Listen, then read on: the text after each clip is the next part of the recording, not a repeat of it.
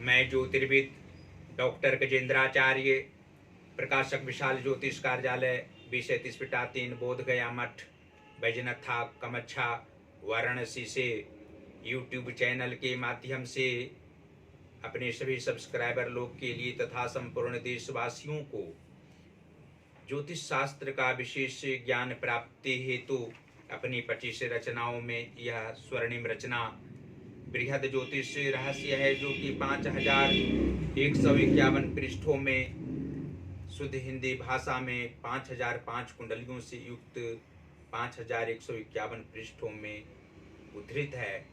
इस ज्योतिष महाग्रंथ को इस इतनी कलम अर्थात 525 कलम से मेरे द्वारा रचना हुई है। आज आप लोगों को जन्म कुंडली की सप्तम भाव में सूर्य और शनि ग्रह को विराजमान रहने का फल स्पष्ट शब्दों में दर्शाने जा रहा हूं। जन्म कुंडली के सप्तम भाव में सूर्य और शनि के मेल से तनावपूर्ण जीवन रहता है। इसके कारण दाम्पत्य जीवन में नाना प्रकार के क्लेश व संघर्ष होते रहते हैं। अर्जित किए हुए धन को भी व्यय ये जातक स्वेच्छानुसार नहीं करते। पत्नी इसकी कड़े स्वभाव की होती है। इसके पुत्र भी अपनी माता को ही विशेष आदर जीवन पर्यंत देते हैं। पिता से कोई कारणवश मतभेद व मनमुटाव आजीवन रहता है। सूर्य मंदी नहीं भी हो तो जातक प्रयत्नशील रहते हुए भी कार्य कभी अपने से पूर्ण नहीं करता। ये जातक अधिकांश अपने स्वजनों से मित्र भाव रखते हैं, लेकिन कोई इससे सच्ची मित्रता स्थापित नहीं करता है। साथ ही कार्यों में हानि होने पर ये दूसरे को भी नुकसान होते देखना चाहते हैं। सप्तम भाव में ये दोनों ग्रह विशेष हानिकारक नहीं हो सकते तो जातक को विशेष लाभ भी नहीं पहुंचा सकते हैं। यदि पति पत्नी मिलकर रवि या मंगल का व्रत रखें तो दोष से मुक्ति मिल सकती है। माँ भगवती की अर्चना पूजा नित्य करनी होगी। प्रथम, चतुर्थ या पंचम भाव की दृष्टि उत्तम हो तो जातक को विद्युत्मा के समान पत्नी मिलती है। इससे अधिक पढ़ी लिखी एवं धनागम अपनी विद्युता पूर्ण तरीके से करती है और ये जातक उसके कारण मध्यावस्था से नौकरी सही रूप में जीवनों पर्यंत करते हैं। स्वजनों से अनावश्यक रूप से मनमुटाव सभी अवस्थाओं में रहता है। और स्पष्ट शब्दों में यह आप लोग जान सकते हैं कि जन्म कुंडली की भाग्य भाव के स्वामी बुध ग्रह हों तथा धन भाव के स्वामी मंगल ग्रह हों तो सप्तम भाव स्थित सूर्य और शनि के प्रभाव से जातक को भाग्योदय में विलंब अवश्य होता है, लेकिन भाग्योदय होने के उपरांत सुख समृद्धि पूर्वक जीवन यापन जातक करने वाले होते हैं। आगे की अवस्थाओं में किसी भी प्रकार का तनाव नहीं रहा करता है और जीवन के अंतिम काल में जातक को धन की प्राप्ति परिवारजनों के द्वारा होती है और अनेकों प्रकार के सांसारिक सुख को भोगने वाले वृद्धावस्था में अवश्य ही होते हैं। जन्म कुंडली के एकादश भाव के स्वामी सूर्य ग्रह हों और पंचम भाव के स्वामी शनि ग्रह हों तो सप्तम स्थान सूर्य और शनि को विराजमान रहने से जातक को आत्मिक कष्ट पारिवारिक क्षेत्र में कभी कभी प्राप्त हो सकता है और कर्म क्षेत्र में भी मानसिक तनाव रहा करता है। पुत्र सुख की प्राप्ति अवश्य होती है, लेकिन पुत्र कभी कभी इनके विपरीत चलने वाले होते हैं। इनके कार्यों में अभिरुचि रखने वाला पुत्र मुख्य रूप से नहीं होता है। संतान सुख में कन्या का सुख भी जातक को अधिक रूप में होता है, लेकिन पुत्र मध्यावस्था के उपरांत अपने तरीके से कार्य करने वाले होते हैं। और जन्म कुंडली के कर्म भाव के स्वामी चंद्रमा हों और मातृभाव के स्वामी शनि ग्रह हों तो सप्तम भाव स्थित सूर्य और शनि के प्रभाव से जातक को कर्म में व्यवधान अवश्य होता है, लेकिन मानसिक तनाव ज्यादा नहीं रहा करता है। मानसिक परेशानी में भी उत्तम कार्य करने वाले ये जातक होते हैं। आत्मिक बल का अभाव नहीं रहता है। इनके विचारों में उत्कृष्टता कर्म क्षेत्र में मुख्य रूप से भरी हुई रहती है और मातृ सुख जातक को अवश्य ही होता है।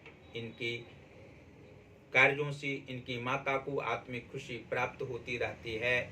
और अंत में आप लोग यह स्पष्ट रूप से जान सकते हैं कि लग्न भाव के स्वामी यदि शुक्र ग्रह हों और सप्तमेश मंगल ग्रह हों तथा सूर्य और शनि यहाँ पर विराजमान हों तो जातक को आत्मिक बल बाल्यावस्था में देने वाले इनके माता पिता होते हैं और उनकी इच्छाओं का पालन करना इस जातक का स्वधर्म होता है।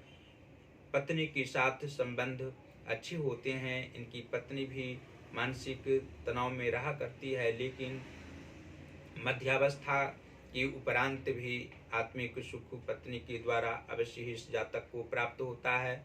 यदि नीच भावों में उच्च ग्रह बैठे हों और उच्च भावों में पापक ग्रह बैठे हों तो सप्तम भाव स्थित सूर्य और शनि के प्रभाव से आत्मिक कष्ट अवश्य ही जातक को किसी भी क्षेत्र में हो सकता है। अकस्मात कार्यों में व्यवधान पड़ सकता है। मानसिक परेशानी उत्पन्न अकस्मात रूप से खड़ी हो सकती है। उसके लिए जातक को अवश्य ही सूर्य देव की आराधना करनी चाहिए।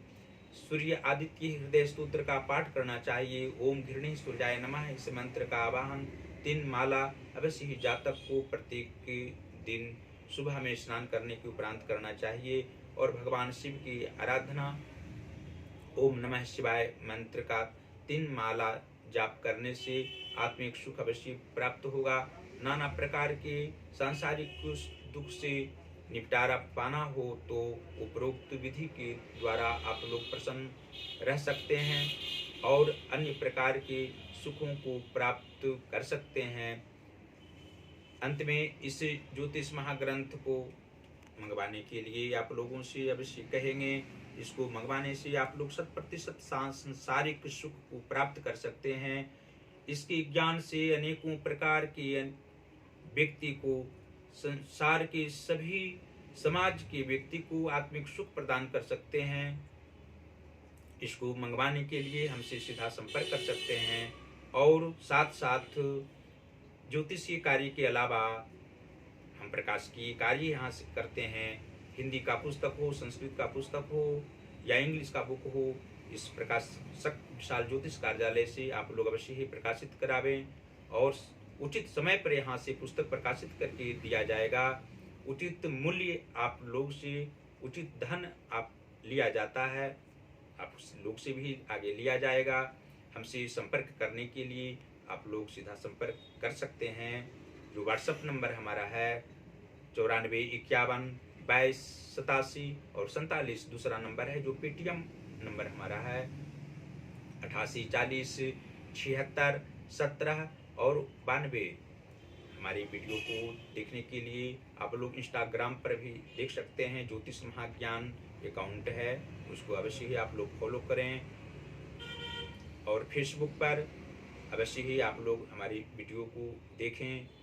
फेसबुक का आईडी नंबर हमारी आईडी नंबर है गजेंद्राचार्य ज्योतिर्विद। इस आईडी को खोलेंगे तो अवश्य ही हमारी सभी वीडियो को आप लोग देखेंगे, उसका आनंद आप लोग अवश्य उठावें। जो उसके अंदर ज्ञान है, वीडियो के अंदर ज्ञान है निहित है, उसको आप लोग अवश्य ही लाभ उठाकर अपने जीवन को सुखप्रद बनावें। देवादिदेव महादेव की कृपा आप लोगों पर निरंतर बरसती रहेगी। उनके कारण आप लोग अवश्य ही स्वस्थ रहेंगे, प्रसन्न रहेंगे, अपने परिवार गण के साथ प्रफुल्लित मन से निवास करेंगे और हमारी रचनाओं को आनंदपूर्वक अध्ययन करते रहेंगे। धन्यवाद।